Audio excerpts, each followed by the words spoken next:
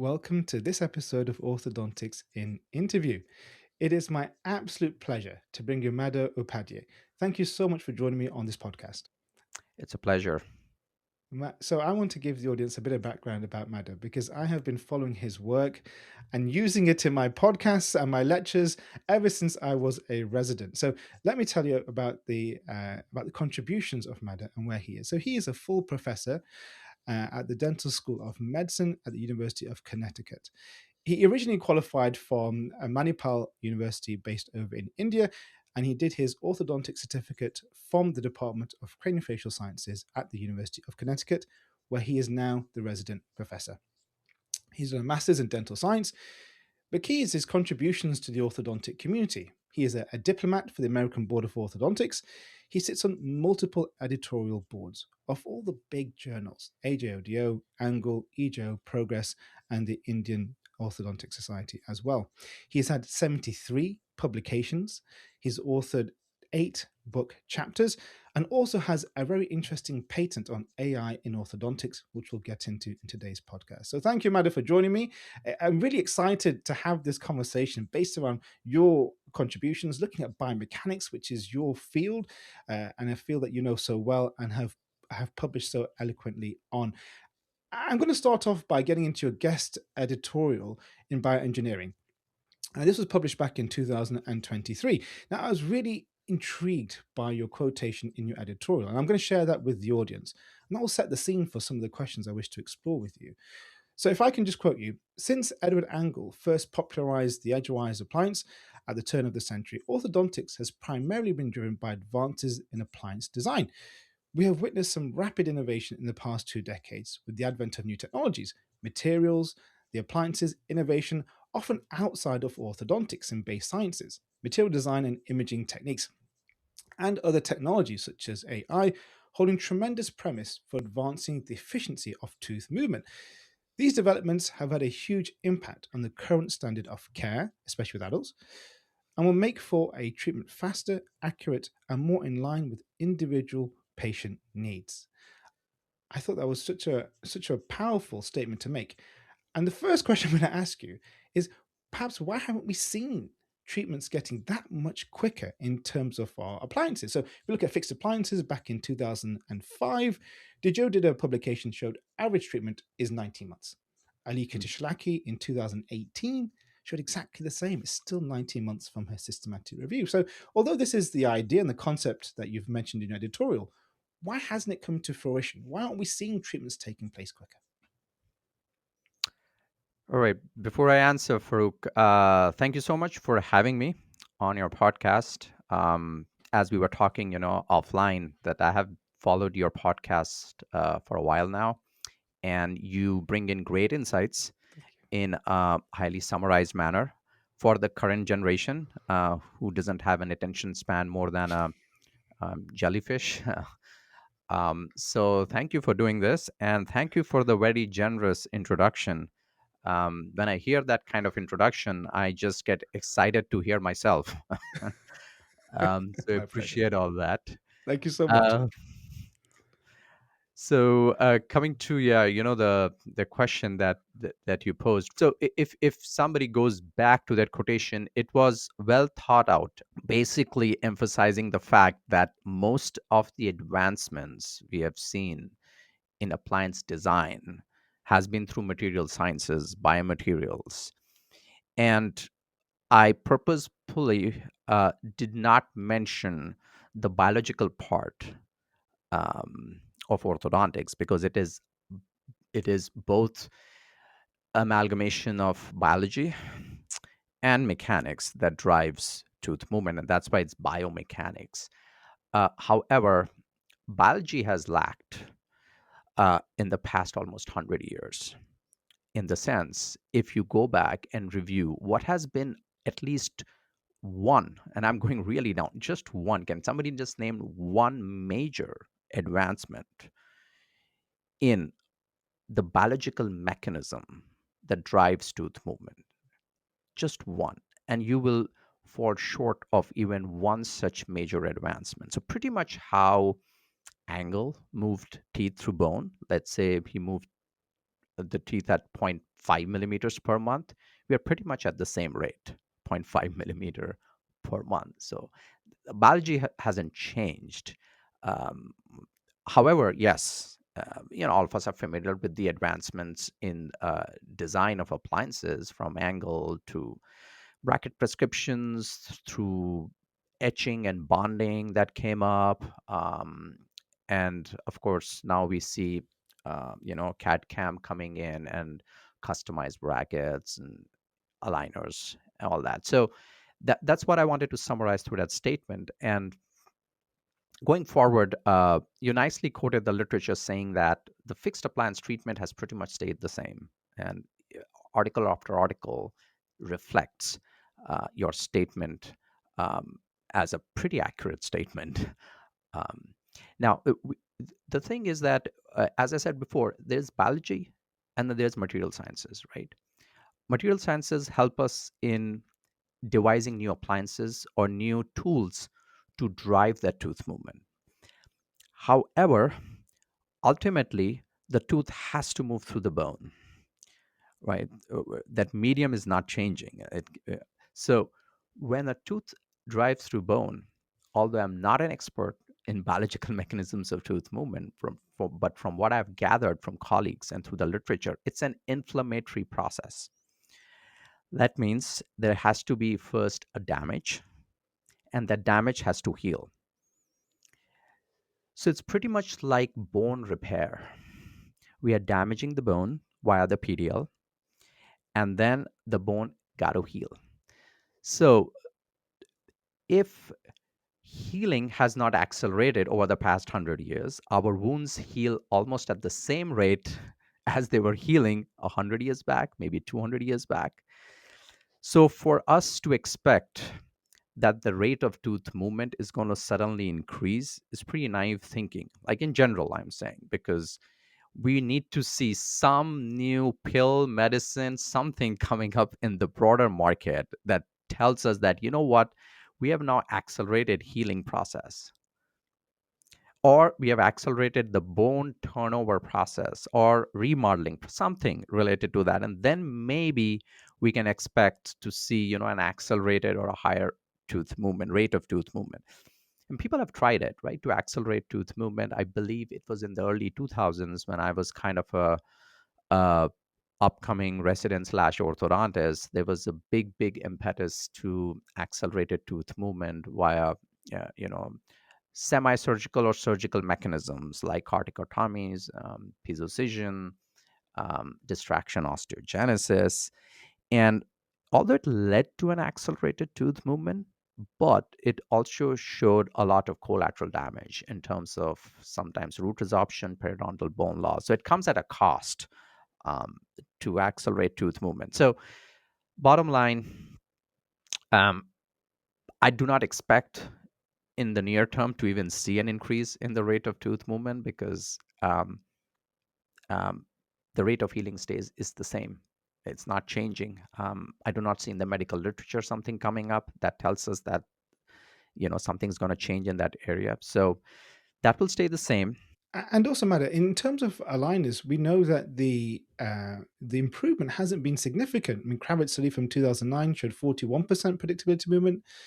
We have him then with his group repeating that in 2020, with Hawili as the author showing only 50% predictability. So we aren't getting better when it comes to orthodontics in terms of technology involved. And that's also with CAD-CAM. Can you explain that further?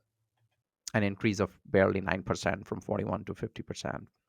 As far as Invisalign goes, uh, I almost feel to expect more from Invisalign in terms of increasing, say, the rate of tooth movement. Now, with the backdrop of the healing part that I just described, it's like barking up, you're barking up the wrong ladder kind of thing. Because uh, the, the Invisalign material is again creating a force on the tooth, and the tooth will follow the inflammatory process. So Invisalign by itself won't be able to accelerate tooth movement. That's one. The second is the predictability part. Um, Invisalign hasn't changed its basic material. It's either PET PET or it's basically a bunch of polymers, and there are different variations that they're trying, but it's still polymer, right? So it's a viscoelastic material that hasn't changed since inception, 1998 till date. So the basic material is the same. Um, so if the basic material stays the same, the stress or the force it puts on the tooth and the biological reaction it creates would stay the same, right? So to expect suddenly a big jump is naive thinking, and I can almost highlight this by the fact that from 2002 till 2024, there have been 10 generations of Invisalign smart attachments, the G4 attachments, G7 attachments, stuff like that. And I believe the study that you quoted by Kravitz 2009 came out or was done on the second or third generation aligners, like around that. And then from that point onwards to 2020, eight more generations, approximately seven more generations came in. And we only saw a 9% improvement. So all that pitching and marketing for every generation that, hey, there's a smart attachment, it's going to cause blah blah blah, hey, we have now G4 attachment, it's going to cause, didn't actually work out. So people got to go back to the drawing board and think what's going on. So what's going on is the basic material is still the same. It's like the iPhone hasn't changed a lot from iPhone 6 or 7 till now. I mean, the camera has changed, it has become very cool, we can take better selfies, but the phone is the phone, still the phone. You can still use your thumb to sign in or your face to sign in, and all those aspects haven't changed. So I kind of give that and as a good analogy to why Invisalign is kind of a static uh, system for the past 15 years. And that comes down to your editorial saying that the advances have been in the materials, but this is where the material is at this point in time. So if that's static, therefore there can't be any further advances. That's really interesting. So let me ask the question. Let me go into another field. Let's go into biomechanics, because that is your world, Madhur. And I'm sure there's a picture of you in the dictionary when this terminology is described. Now, what I wanted to get into was cantilevers, segmented arches, TAD segmental mechanics. These are complex biomechanical force systems, and I appreciate this is your expertise in describing how these fields work as an educator. But we find most practitioners don't use those in contemporary clinical practice. And my question to you is: as much as we all agree on the principles behind this, why isn't it happening regularly in routine clinical practice? Yeah, that's a very pertinent question. And that question I almost pose to every group of listeners or residents or students when I go to lecture. And it's interesting you asked me the question because I just wrote a paper for seminars in orthodontics that should be coming out or might be out already upon the first principles of biomechanics. Um, it kind of touches upon your question. Um, Actually, I would say it does touch upon your question in detail as to why uh, regular practitioners, and in regular I'll put myself also in that bucket because I also practice orthodontics and I see a bunch of patients, and I would admit I do not use, for example, a lot of TADs, right? I do not use a lot of surgical based approaches to move teeth. Okay, I'm pretty much doing the regular orthodontics that probably you or somebody else in a small town in some country is doing. And actually, the answer is pretty straightforward, which kind of follows in general how humanity has progressed, right? Um, we will always adopt the path of least resistance if we arrive at the same result. So, if there are three different techniques that at the end of the day give you the same result, you will automatically move towards the simplest approach. So, for example, talking of TADs, if suppose you're using TADs in your practice, let's pick a simple example for anchorage because that's the most obvious use case. and you are doing a bunch of extractions, as some of us at least do 20 to 30% of our patients with extractions, and you're controlling your anchorage just by putting tabs, right?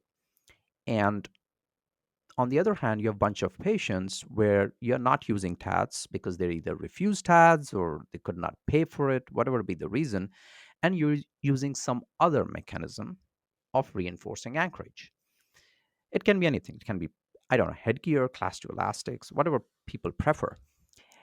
And you're seeing again and again that, hey, I arrive at the same result, class 1 molar, class 1 canine, class 1 molar, class 1 canine in either of the situations.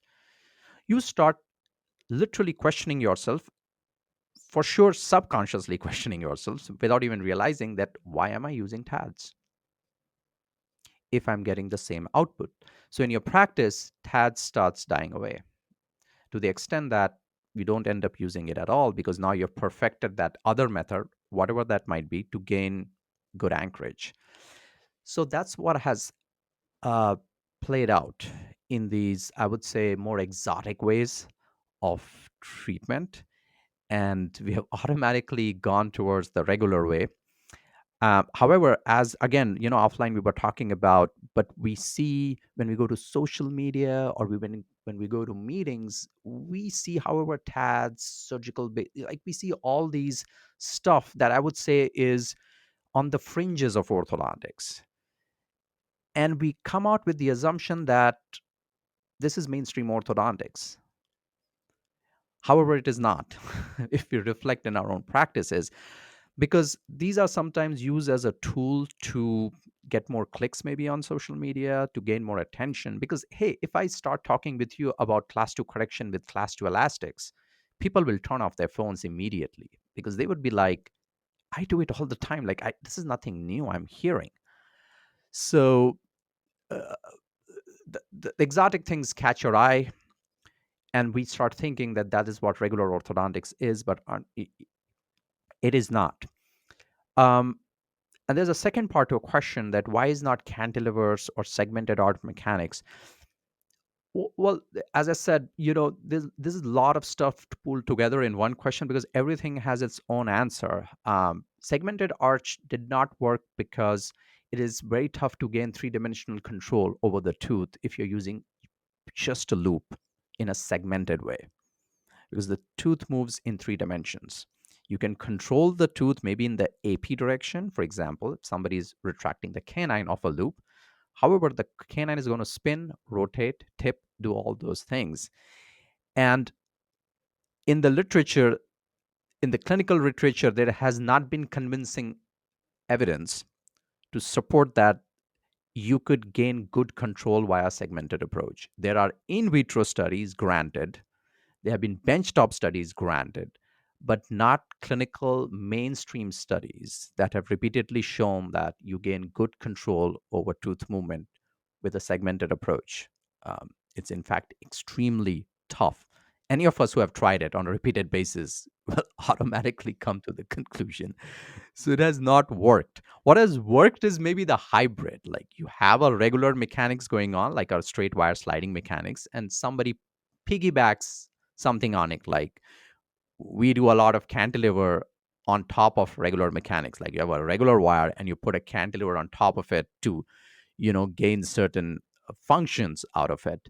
So that's where, again, natural progression has been from a segmented. Now everybody's on a sliding mechanics, because it's the path of least resistance and it's giving you the same results. Amazing. That's what I wanted to know. That's what I want to know from Ada. We see the theory, we agree to the theory, but we don't implement it much often, and that is an excellent understanding. And I think for Farooq, there's also something more to it. And maybe you were going to touch upon it later, but maybe this is a good time for me to just chime in with that. Like, you know, uh, in orthodontics, we study diagnosis, we go through biomechanics, and then we go to, various techniques of treating. If you, I- th- the area that would take probably the maximum amount of effort to grasp it is mechanics or biomechanics, because it does involve just not rote reading, but understanding of a little bit of physics, you know. And that is like, you can almost call it like a moat or a stumbling block, like which doesn't come easy. For example, if I want to know how to use a fixed functional appliance, I would read a 3-page article or listen to a podcast or something, or watch a video describing how to insert a fixed functional appliance, and I'm off the races. I can start using it in my practice, no problem.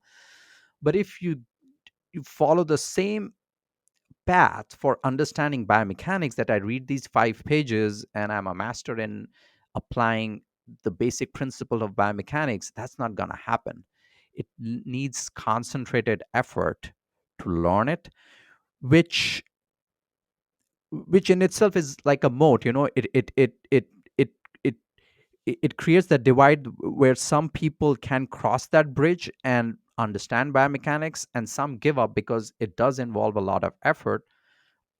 But unfortunately, or I don't know how to put it, it is the foundational basis of how everything is done, like the basic mechanical principles. So I think that's why, this is one of the other reasons why cantilevers, or say some bends, putting a lot of bends in the wire to carry out specific movement, is not widely adopted, because everybody knows how to put a bend. Like, you take a plier, put a bend, it takes 2 seconds. But when to put it, how much to put it, and most importantly, where to put it between two brackets, that knowledge requires a lot of repeated reading, understanding, maybe attending a few courses, I don't know, whichever way you want to consume that knowledge. So that's an ongoing process, of honing your skills on biomechanics. No wonder at UConn I conduct almost a 40-hour course on biomechanics 1, and then a 80 to 120 hours course on biomechanics 2, and it takes up majority of my time there. So yeah, that's an elaborate answer to a one-line question. No, but it was great. It gave us wonderful insight into it. And it's that kind of concept. You can get 80% of the way there with 20% of the effort. But to get the last 20%, you have to put 80% effort in. And ultimately, it is the foundations of our science. Okay, Mada, prescriptions in fixed appliances. Um, which prescription do you use? And do you think those prescriptions have aided our development and understanding in terms of clinical practice, or have they actually stopped us thinking more about individualizing treatments for our patients? And ironically, as great as they have been in terms of clinical practice, have they now withheld our individualization, as you mentioned in your editorial?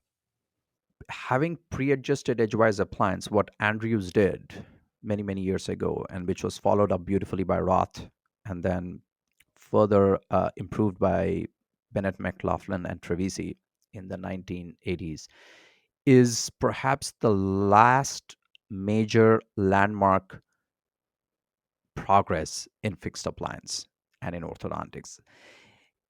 If you follow our literature after that, once pre-adjusted edgewise appliances were introduced, there has not been a major innovation in either fixed or removable appliances, and that covers aligner. Because aligners were, if you can recall, aligners were there even before it was commercialized in 1998 by a startup company in California. Um, so yes, pre-adjusted edgewise appliance was a major leap, because previous to that, orthodontics involved a lot of wire bending, because it was standard edgewise. So two major shifts helped us a great deal. One was introduction of etching, which helped us bond brackets, because previous to that, life was tough. You have to band every tooth. And then simultaneously around that time, the pre-adjusted edgewise appliance started taking over. Um, what it did was that a lot of the in-out bends, second order bends that we had to place, or not we, I should say, but the orthodontist in that era had to place, was just taken off. You didn't have to do that. Now you could concentrate on the finer aspects. So potentially it was a gateway for us to further enhance our finishing in orthodontics. And I think there was an era, I believe, from the late 80s, 90s till the early 2000s, uh, when finishing greatly improved, and there were some beautiful papers and articles written on how to finish, and ABO came up with this beautiful standard of how to finish patients, and I'm sure other boards also came up with their own standards, and they were like keys to finishing. I remember still reading papers, 16 keys to finishing, and there were textbooks on finish. Like there was, and they described how to finish with a pre-adjusted edgewise appliance. So I think that was great, till of course the advent of aligners, when we were not we are not able to achieve all that that fixed appliances can achieve. So forget achieving those minute finishing steps with aligners that can truly mimic what fixed appliances or pre-adjusted appliances can do, and that started diluting the emphasis on accurate finishing. uh, so uh, I don't think pre-adjusted edgewise has taken away anything. Now it's up to the clinician how much deeper they want to go, because you already have a set look of the teeth when you're finishing a case. And now, do you want to go ahead and even fix that zero point 0.5 millimeter marginal ridge discrepancy, or that 2-degree less mesial tip on your patient's canine? So I think pre-adjusted edgewise appliance is a great, great, great addition in the world of orthodontics. And I have to ask you, which prescription do you use, Oh Madhur? yeah, we missed that. Um, so I have, of course, in the initial part of my career, used a lot of Roth prescription, but now it's more of MBT, not due to any specific reason, but um, just because of its primarily because of its higher torque for the upper incisors and the beautiful mesial tip on the canine. I like that aspect of it, but I'm very flexible in terms of changing the prescription based on the patient need. Not that I'm changing the prescription, but you can manipulate your brackets, like by turning it upside down, switching left to right. You can have a lot of customization automatically for your patients. So I'm going to come back to the aligners, as you've mentioned, in terms of the lack of material to be able to deliver those movements. And I really want to explore this with you. What we understand is that the material loses a lot of its initial force through the process of stress relaxation. And that's quite remarkable looking at the literature, actually, preparing for this interview. Within 24 hours, we can get up to a 54% loss of that initial force levels. And this seems to come down to the concept of creep. The material seems to be getting larger in that period of time. Now, that remarkably affects the moment to force ratio in terms of starting off with something which would be ideal and favorable in terms of biomechanics, but actually rapidly kind of takes us away from being able to control, get it to 16 to 1 and going from 12, and actually gets us below that kind of 4 to 5 threshold, where we are now just looking at tipping. My question to you is it fallacy that aligners can move the roots of teeth and achieve translation? What's your interpretation of this variation within the appliance itself during its use? I'll start with a comment that you made a while ago regarding aligners itself, saying that there has been documentation where people have seen root movement when they are moving, the crown, and they see the root move. So root is moving, right? Um, yes, it is. To say root is moving. However, the root is not moving according to the wish of the orthodontist. Let's put it that way. And that goes down to a simple definition of tooth movement in biomechanics, which says that imagine you apply a force on a freestanding tooth, and there is only a force on the tooth. Forget the device, forget the appliance, just a force vector going on the crown of a tooth. If you do that, what is the tooth movement you would see, or what is the type of tooth movement you're going to see? Will it be translation? Most likely not. Will it be like roots moving? So the movement that you get when you just apply a force on the crown of, say, a central incisor is defined as uncontrolled tipping. That's the basic definition of uncontrolled tipping. What happens in that is the crown goes one way and the root moves slightly the other way, with the center of rotation slightly above its center of mass or center of resistance. This experiment can easily be done by giving a Holly to a patient trimming of the acrylic from the lingual, and activating the holly. You can recreate this single force on a crown. And by the way, this experiment has been done with a holly clinically to show uncontrolled tipping. So it's properly documented.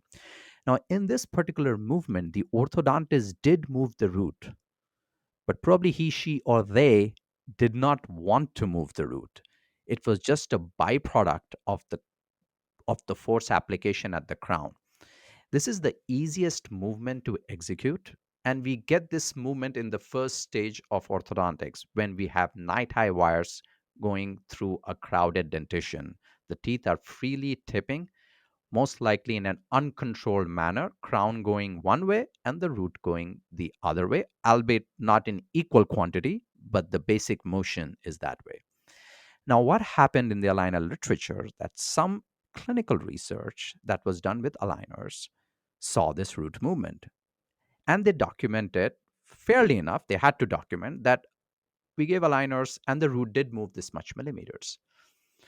But that was an accidental movement, not intended. The way we imagine root movement in orthodontics is sometimes miscoded as torquing. It's a misnomer. Torque is a physics term that says it's a rotational moment, or it's a moment based, or a rotational movement. When created, it's done by a torquing. So, what happens in orthodontics when we say torquing? We mean to say, I do not want to move my crown, I only want to move my root. That is what most orthodontists mean when they say torque. That this particular movement, where the crown is not moving, or in other words, as we define it in biomechanics, we say that the center of rotation is at the crown or the bracket. This is called torquing, and this movement has not yet been properly documented in the Invisalign literature.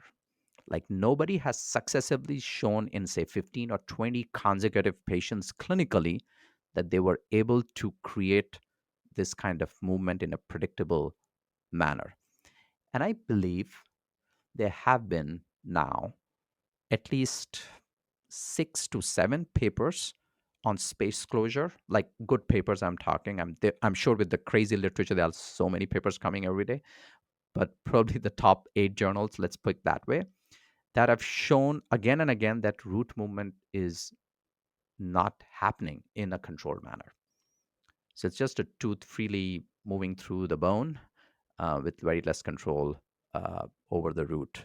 I think that's really interesting because when we read the literature, at least superficially, it would look as though the aligners do move the roots of teeth because it does show movement taking place. But the question was that planned movement? And I think it was Fan Day study. We looked at extractions in 2018 and with aligners and showed roots did move, but actually it was meso movement of the first molars, which was not planned. It wasn't intended.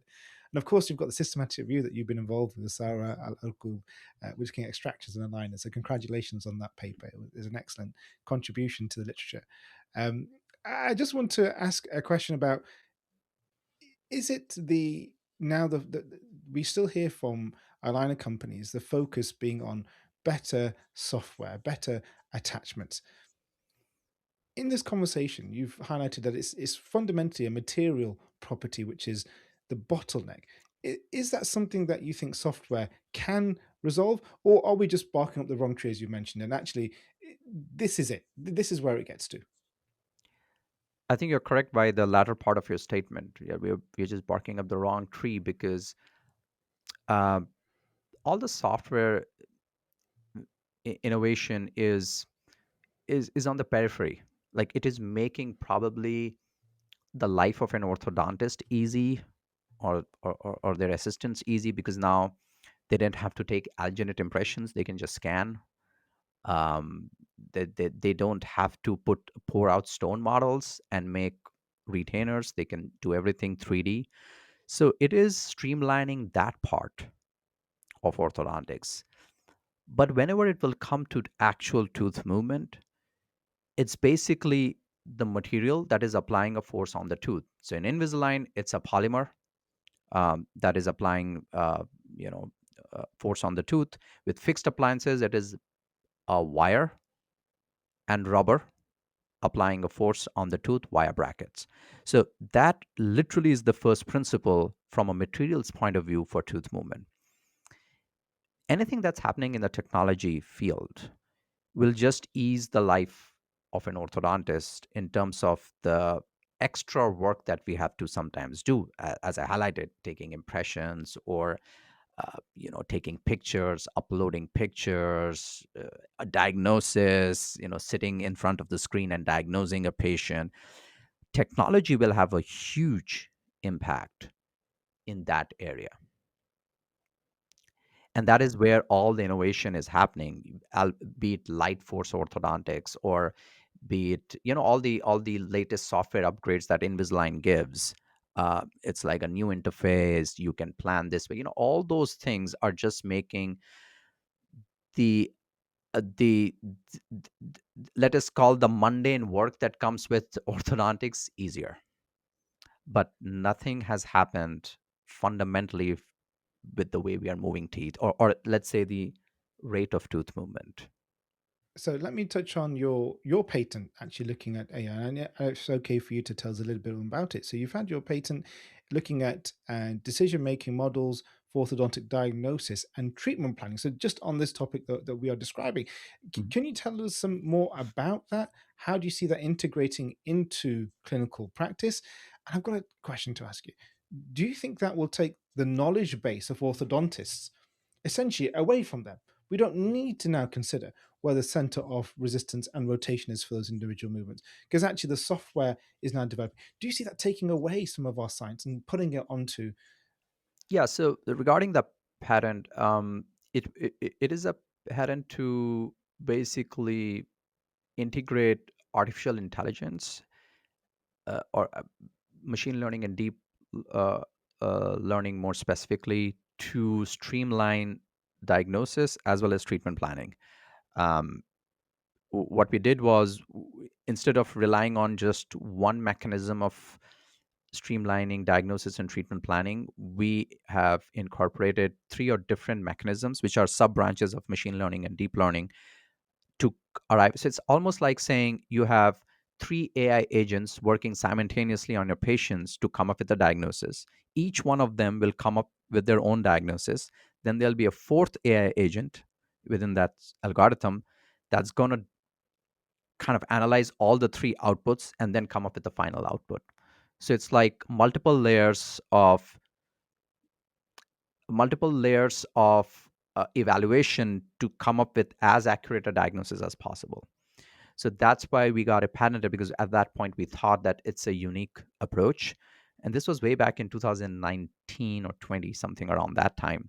But then we had this big wave of, AI, let's call it resurgence, because it was a big thing in the early 2000s, and then it kind of laid quiet, and then suddenly now it has come in a big way, where now uh, I think this has become the norm for many companies to have multiple AI agents to work on a particular problem, and then they arrive at a consensus, which is a very obvious thing to do in hindsight. So in many terms, the patent is there, but it's kind of, AI is changing so fast that much better things are popping up. And we are kind of working on it. We are currently working on a user interface. So we have the algorithms ready, and we are working on the user interface.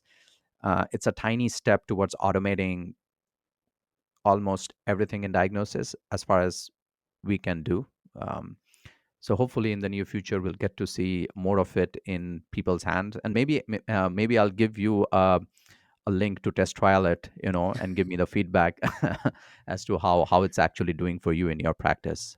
Yeah, Um, anything that takes me beyond being the below average orthodontist would be very much appreciated. mhm. Um, do you think this will take us Yeah. away from further away from those first principles because we're no longer having to apply them as much? Do you fear that it will be the screen and the software making the decisions, and we will just be the outputs of it?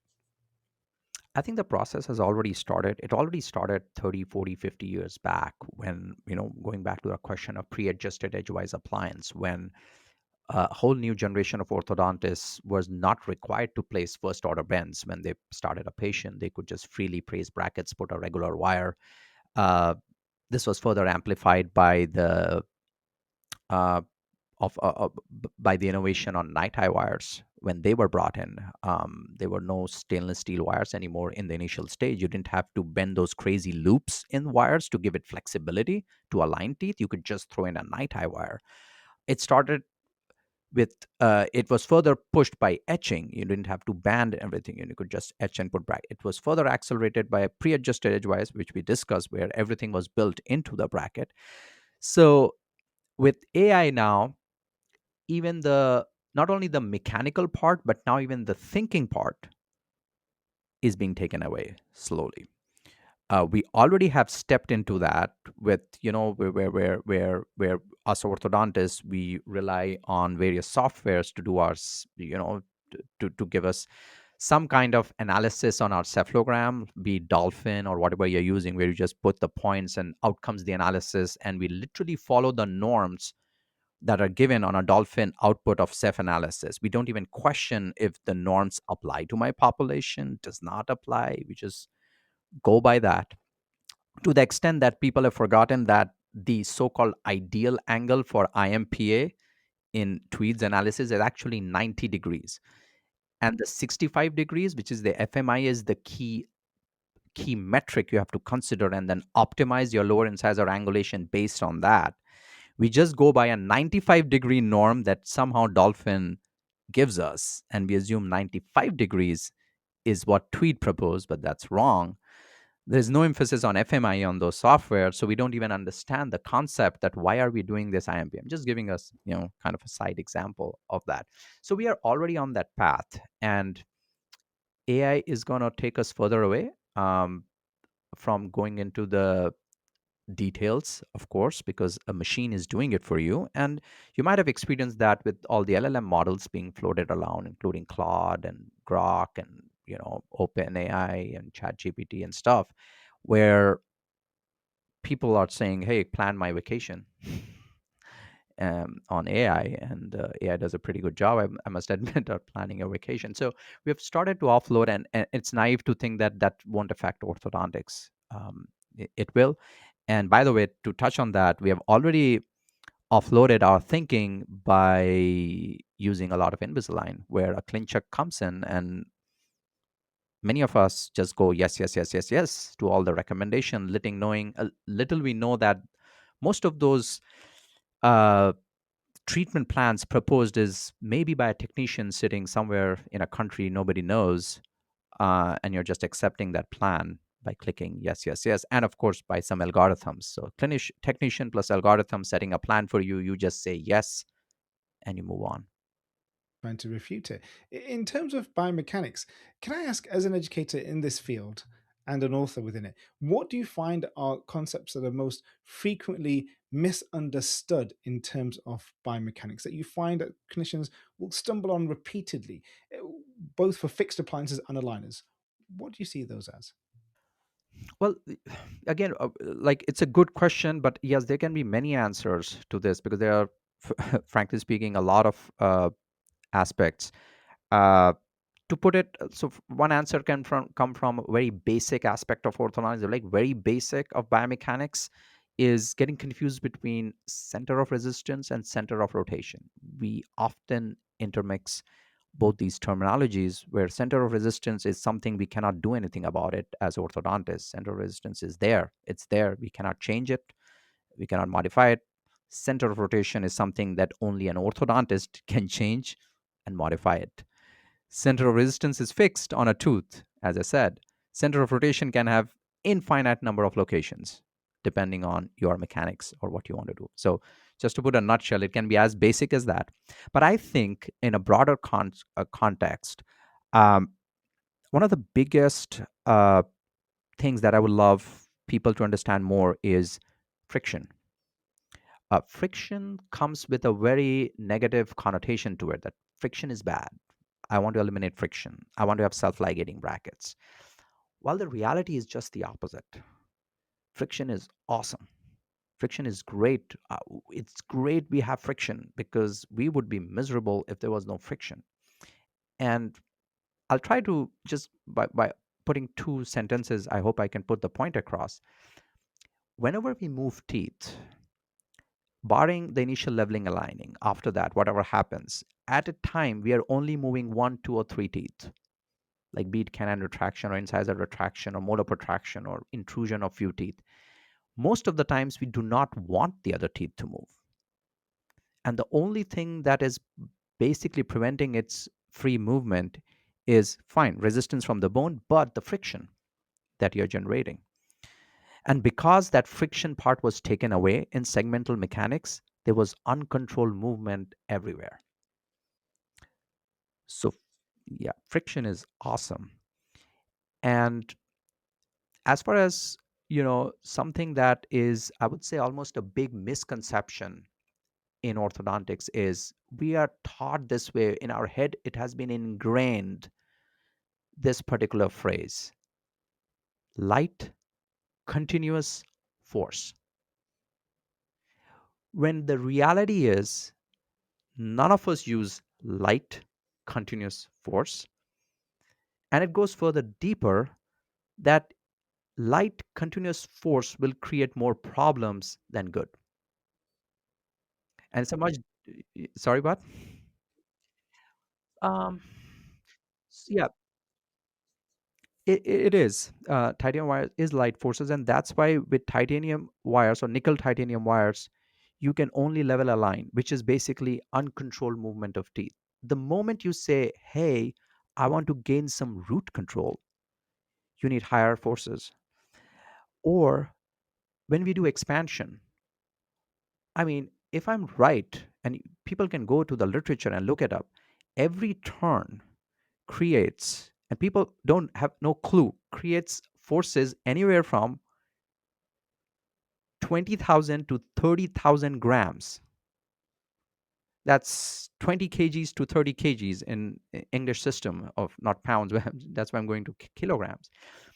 That's crazy. You are literally exploding dynamites in the palate whenever you turn. Imagine the bone, imagine the necrosis that's following that. And as I said, it's pretty much clear in the literature out there the amount of force that is being generated, but we still do it. Or when we do headgear, or when we do fixed functional, or when we do, we're all the time using heavy forces. The other way, so that's with heavy. Why continuous force is we don't use that either?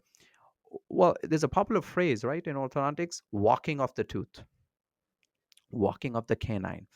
What it tells you is that the tooth tips and then uprights and tips and then uprights. So if you want tipping and uprighting to happen, your force should go up and down, up and down, up and down, and not stay continuous. And as I said, this concept I go slightly deeper into the biomechanics courses where I can, more elaborately exactly pinpoint why, it is always intermittent forces that are beneficial. And the biggest example in front of us, again, all of us are using aligners. It's intermittent forces galore. There's nothing continuous about it at all. Absolutely right. You're absolutely right. But we all say it though. I'm guilty. Okay, Mada, could talk to you all day. I've really enjoyed this conversation and the insight that you've given. And guys, at the end of this podcast, there'll be a list of the most recent studies carried out by Mada. The one that I'm the biggest fan of is its Aligner Biomechanics, the hidden truths in the JWFO. That for me was one of the most formative papers I've had in understanding how clear aligner therapy works. So thank you very much for that. And your co-partner, Sarah Abu Argub. Mada, just to conclude today's interview, can I ask what one piece of advice you'd give to the orthodontists who are listening to this podcast from yourself? In my little experience and what I've learned over the years through my travels and teaching and clinical practice and research, by the way, I would say that what I've learned is that orthodontics is basically has these two big blocks. It consists of two big blocks. It is diagnosis, got to be very good at that, and biomechanics. If you have a grip on these two, you will be like probably one of the best orthodontists out there. And I myself am striving to get a full grip on this, so I'm nowhere there. And the interesting thing is, they work on a feedback mechanism. What I mean by that is, suppose you're an orthodontist who is not comfortable doing extraction patients because maybe you lose anchorage or you're not able to control teeth and you just hate the liability that comes with it. Your diagnosis will automatically shift towards more non extraction. You will tend to feel comfortable with all non-extraction approaches. You'll tend to popularize those approaches. You'll try to find ways and means to showcase that, you know what, non-extraction works great, which probably what happened to Angle or to other, I don't know, I'm just kind of saying. Tweed got comfortable with extraction, so, or he saw good results, so he, kind of pushed that agenda. So that's something that I would say that please try to master these two areas. Of course, I know it's biased, but I would say biomechanics is key. But you should understand that the biasness does not come from a self-interest, because nobody can patent biomechanics. Nobody can patent Newton's laws of motion. That boat has long sailed. So I'm not coming with a marketing pitch or agenda, but I'm saying if truly somebody wants to get a grip of orthodontics, biomechanics is the key.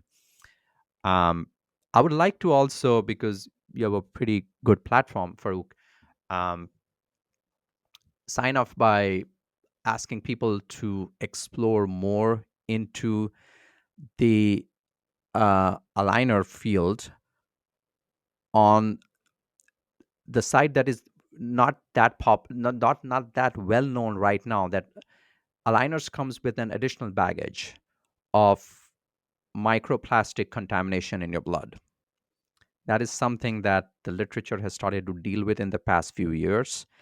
And microplastics in the general literature has been shown to be a problem. So, whatever material we are using, if it generates a lot of microplastics in our bloodstream, it is a problem. It is not to be confused with cytotoxicity. That's totally different. That's the chemical reaction they ignite, but this is physical presence of particles in the bloodstream. And more importantly, since 2019 or 20, with the invention of Raman spectroscopy by University of Columbia, they've gone deeper and said that actually microplastics is just the the top layer. If you go deeper, nanoplastics, which are particles in the order of 10 to the power minus 6 millimeters in size, those are the bigger problems, because they can freely cross any barriers, physiological barriers of our body, like the blood brain barrier. They can even go freely across the cell membrane, so they can start interfering with the genetic material past the nuclear membrane. And that has been heavily researched into, and the initial reports have not been great, linking it to various kind of diseases and stuff. And we are in a profession where we are giving these plastics to our patient and actually pushing them to wear it 22 hours a day. And some of my patients are even eating or drinking with it, I don't know. And we use them as retainers. So I don't know. In one world I live where people are shying away from plastic, where they hate to drink from plastic bottles, they hate to use plastic stuff. So I'm living in that world and I'm trying to follow some of those things in my regular life. But then I come to my clinic and I see a bunch of plastics being given in the patient's mouth. So I'm at a very ethical dilemma, frankly speaking, at this point of time. So this is a message I just wanted to give. I don't want to mean to pontificate and to tell somebody to go this way or that way, but just to explore this area a little bit on your own and decide for yourself what you want to do. Amazing. Thank you so much, Madam. I think I need to get you back. I think in 6 months, a year's time, we have some more literature on this topic. I think we need to delve into this. We should shine the light on this as we understand it. Madam, thank you so much for your time. And as always, please do subscribe and look forward to the next episode. Thank you so much, Madam. Thank you for having me, Farooq. Take care.